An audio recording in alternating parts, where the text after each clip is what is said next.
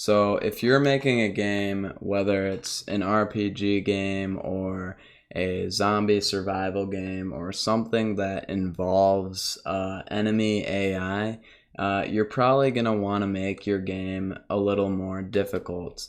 And it can be hard to do that with just simple zombies that follow you around and hit you, because after a while the player will get used to that and they will be able to just run away from the zombies, and it doesn't matter if you put 100 zombies in there, it will not kill them.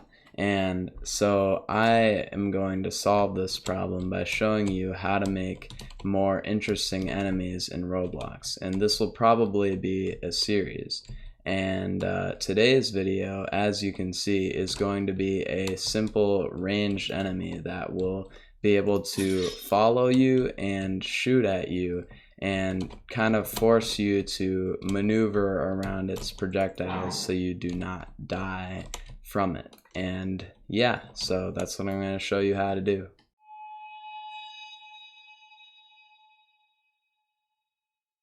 Alright guys, so I've opened up a new base plate, and so the first thing you're going to need to do is create a character that you're going to use for your enemy.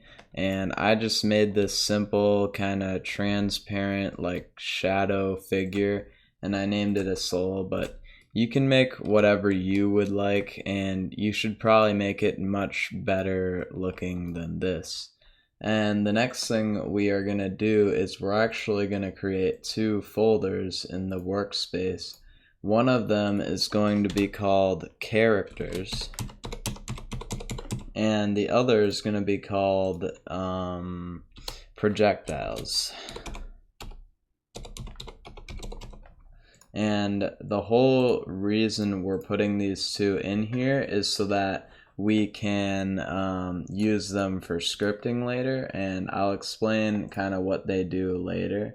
And yeah, so yeah, that's that. And then in server script service, we're gonna add a script, and in the soul, we're also, or the enemy, whatever you're making, we're gonna add a script. I'm actually gonna name this to enemy so that whatever, I don't really confuse you guys. But yeah, we added a script in there, and yeah, that's what we're gonna do.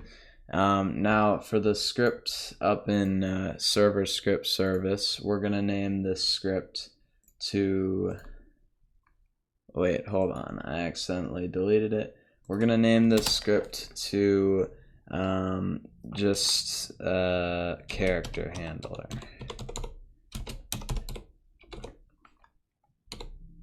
And basically this is just going to handle the characters when they join.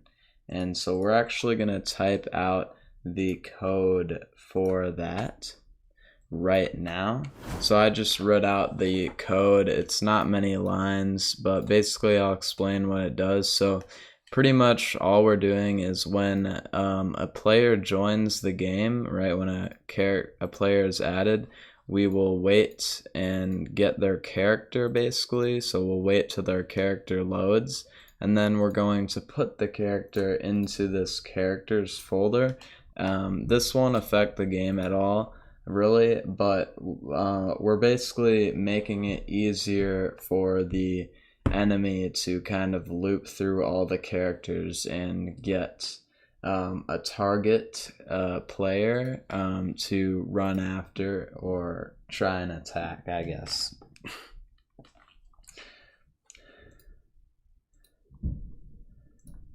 Alright, so the next thing we're going to do is we are going to script the enemy. So we can just name this script to enemy AI or whatever you want to call it, but I'm just going to name it enemy AI.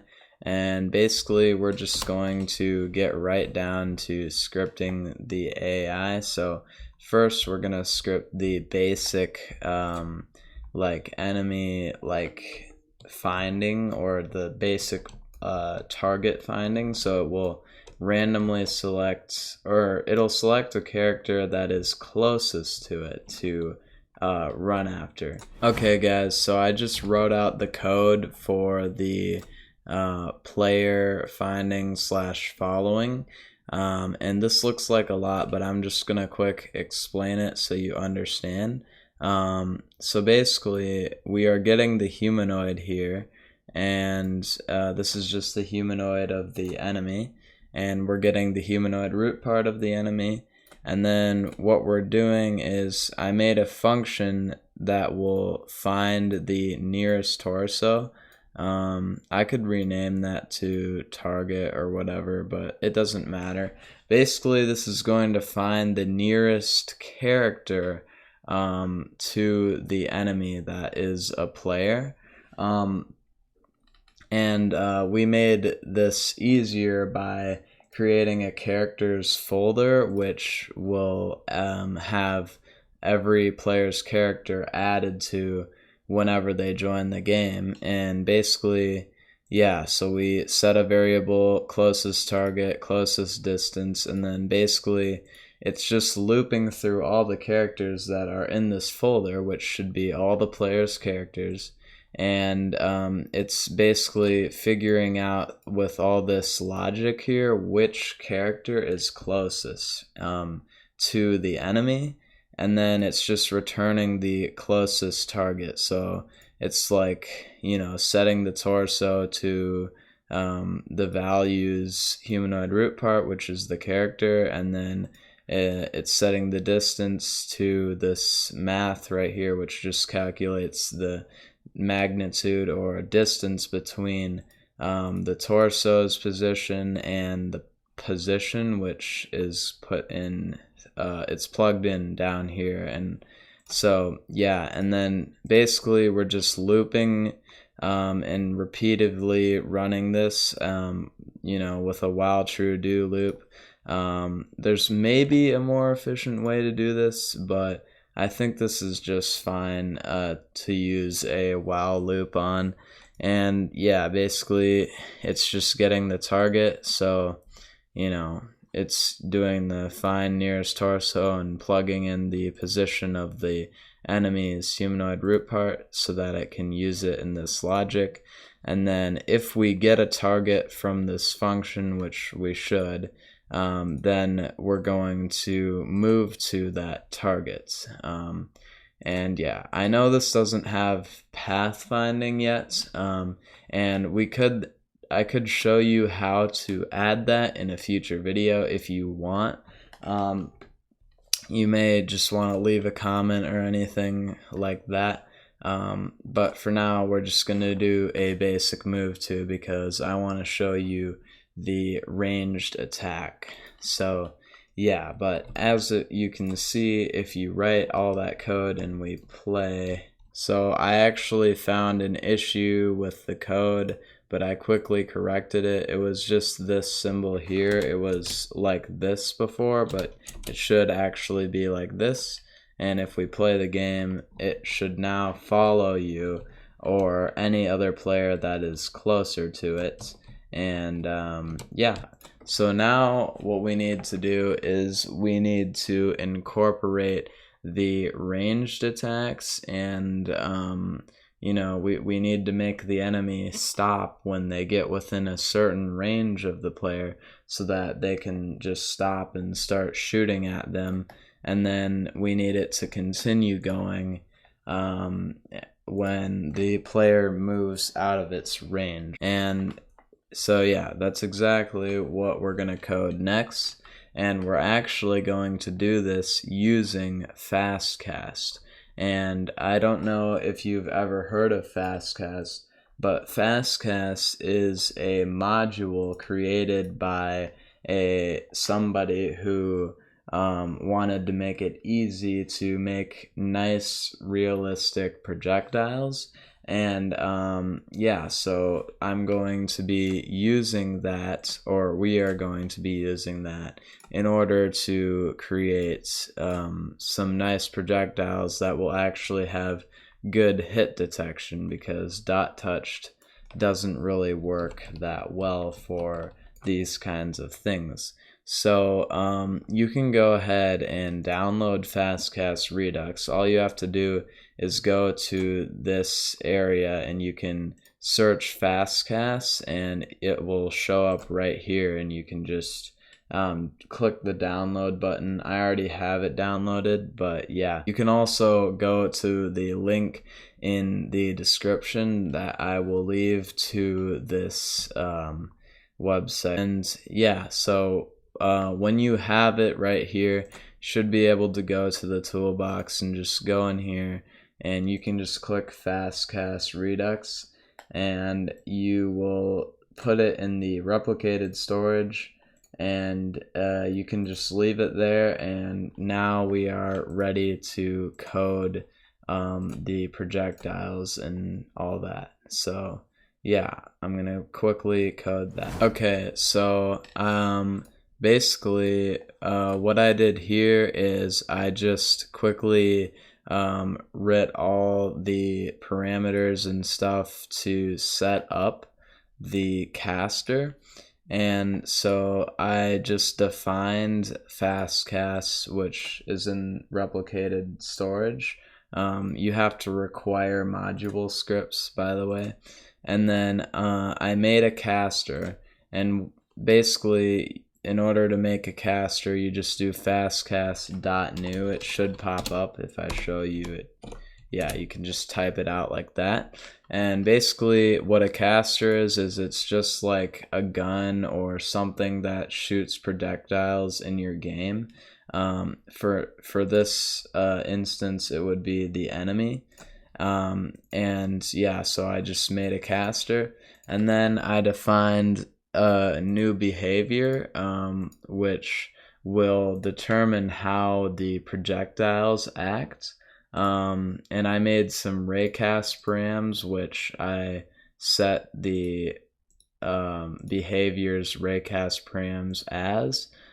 So I just did raycast params.new, and I just did the filter type, which is exclude. You can do include. You can do really any raycast params you want here. There's a lot of customization involved, and I filtered out the script.parent, which is just the enemy here, because we don't want to cast and hit the enemy right away, because that would cause problems. And then yeah, and then I chose the max distance to be 100 because I'm thinking, you know, the range where this enemy will start attacking you will be about 40. So if it has 100 max distance, I think that's probably good enough. It's way more than good enough. And then yeah, auto ignore container is just ignoring all the bullets in the game. And so that's normally on default set to true, I believe, but yeah, I just set it to true just in case. Also, I set the cosmetic bullet template, which we have to actually create, and I'll show you that in a second. And I also set the acceleration, and I set the cosmetic bullet container. And basically what the cosmetic bullet container is it's basically where all of your bullets will go, because basically what this does is it creates a clone of your bullet and shoots it out, and it needs a parent or whatever, a place to put your bullet. So we just define this folder to put the bullet in. And for the projectile, which I forgot to create, I'm gonna quickly get that. So I made this projectile here, which it's right here. So I made this projectile. It's just like a black sphere. You can make really any projectile that you want, but yeah, I'm just gonna put that back in server storage. That's where you want it to be. And yeah, so server storage will basically be where you should hold your projectiles. You can put them anywhere you want though. And yeah, so basically, yeah, if you're confused what cosmetic bullet template means, it's a lot of gibberish, but it's basically saying what is your bullet that you want to shoot, and that's just this projectile which we made. And then where do you want to put the bullets? Well, it's just this folder, which is in the workspace, so it will actually show up. So don't make a folder in like one of the other services and expect it to show up. But yeah. And so yeah, we've obviously set up the caster, but we also have to do a few other things to monitor like what happens with the bullet, and that's what I'm gonna do next. Alright, so I made some functions here, and the first one is caster.cast terminating, and this is basically when the active cast, which is you can think of that as the bullet, the active projectile, is like has reached max distance essentially, or it's like hit something or whatever. Basically, when it's, you know, done or whatever, you just want to, yeah, we're just going to destroy the cosmetic bullet object, because when the caster has reached max distance, it will terminate the ray, I believe, but it will not destroy the bullet unless you tell it to. So if you don't do this, then you're gonna get a bunch of floating bullets in your workspace, which will not be nice. And the next thing is caster.length changed, and basically that means when the ray is changed. So this is firing like constantly when a ray is fired, because the ray is constantly changing in length. And basically all this is doing is it's placing the bullet object in the position of the ray. So basically this will just move the bullet, because yeah, how this works is like it doesn't actually shoot bullets, it shoots rays, and then it uses a bullet to kind of like it uses that as a cosmetic, I guess. So the bullet doesn't actually do anything but look good, I guess. So you have to position it to where the ray is, I guess. And that's, yeah, we're doing that with this function. And then finally, ray hit. So whenever the bullet or the ray, whatever, hits an object or something, then this is when we're going to try and detect a humanoid, right? And also I put this little bit in here because sometimes the ray is gonna hit like a accessory on a character, and if that happens, then it can cause this to not actually damage the player. So that's why I put this here, so that it can actually detect a character even if it hits a character's accessory. And yeah, and then if we get a humanoid from this, we're just gonna do 20 damage to the humanoid, and you can change the damage that it does here to whatever amount you want. And yeah, so the next part that we're going to do is actually fire and attack the player whenever the enemy gets in range, because this code, you know, it may look like a lot, but it's not actually doing anything until we actually fire a ray. So that's what we're gonna do now. Okay guys, so I finished up the attack portion. So I did write a lot, as you can see. So the first thing I did was I defined a stop function, and this basically makes the enemy just stop, like just stop walking, essentially, so then it can shoot at the player. And then basically I changed up this loop down here as well. So I added a new condition to this if statement, and it says if the attack range is basically less than the distance between the target and the enemy, then basically it will just move to the player, or it'll try to get to the player like normal. But if this is not true, right, if we are closer than the attack range, then what we're going to do is we're going to attack the target, which I defined up here. I also defined attack range up here, by the way, and I also defined a debounce, which is used in this attack function.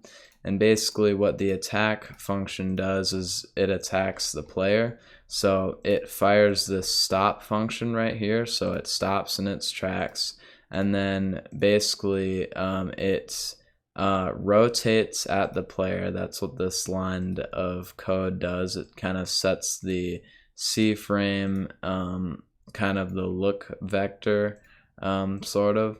And then if it doesn't have a debounce, so if the debounce equals false, basically, then it will set the debounce to true, and then it will fire. So when you fire a cast, it takes in a bunch of parameters here. So it takes in the origin, so we are gonna fire from the head's like position, and then the direction will be the like the look vector, I guess, of the enemy's head, and then finally the velocity and the behavior, which we defined all the way up here. And then it'll wait 1 second and set the debounce back to false. So basically it's just gonna shoot every second. That's what the debounce does.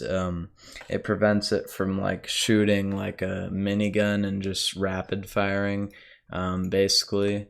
And so yeah, that's basically it for the functional code. So now if we play, it will shoot at us every second. It kind of does look a little bit weird, you could argue, but you can always add an attack animation. I actually did have an attack animation in the example I showed, so I could actually quickly add that right now. And so yeah, I'm just gonna paste it in. So I just pasted in the attack animation right here. And now I'm going to define it, and I'm going to have it work. So I can just define it quickly. So attack track. I'm actually just going to define the animation track. So load animation, and then I can just say script dot parent dot attack. Okay, yeah, I know this looks a little unorganized. I probably could have defined the animation before I did this, but I'm just taking the quick route, and I'm defining the track, or like the loaded animation, and then all we have to do is just say attack track, play right here, and we should be good, I think. Question mark. Yeah, so there we go. The animation works, but yeah, that's all you really have to do if you want to add an attack animation. Obviously there's more you could do to make this look more smooth, like maybe adding a walk animation. I was a bit too lazy to do that, as you can see. But yeah, that's how you make a ranged enemy in Roblox, and I really hope you enjoyed this video. And if you have any questions, then please go join my Discord, and you can just, you can ask me questions if I am available. I may be helping other people, or just straight up I might be at school or busy with life, because I do have a life even though I'm a Roblox developer. I do have a Twitter as well, so you can go follow those, and obviously subscribe, like the video, and I will see you in the next video. Bye.